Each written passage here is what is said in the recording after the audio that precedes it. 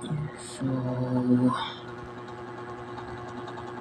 activity 1, activity 1. So, ito po yung code ni sir na ipag-add tong dalawa na to. Naka-store siya sa total. Tapos kapag add is mas mababa sa total, mag-i-increment po siya hanggang 14 kasi 10 plus 4 is 14. Yan po, 1 to 14. And gusto daw gawin ni sir na gawin namin is mag-implement kami ng input galing sa user. So, burahin natin to kasi yung value nito is kukunin po natin sa user. So, hingi tayo ng input.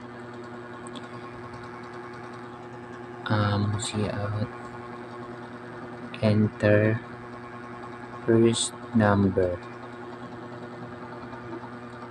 and store po natin siya sa kay num1. Copy na lang po natin.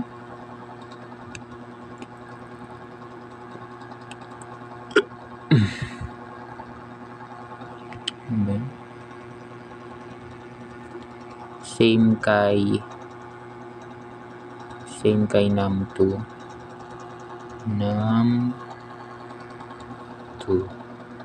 Second number naman tong isa. Second number. Enter second number.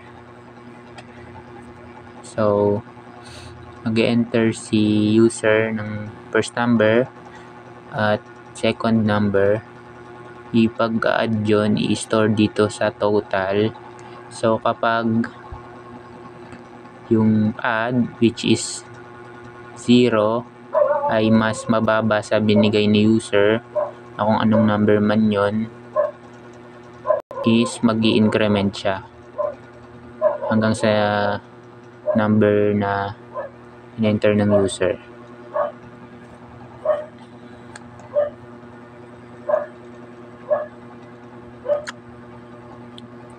So, for example po, ang gusto ni user is 100. So, first number is 50. And second number po is 50, which is 50 plus 50 is 100 dapat.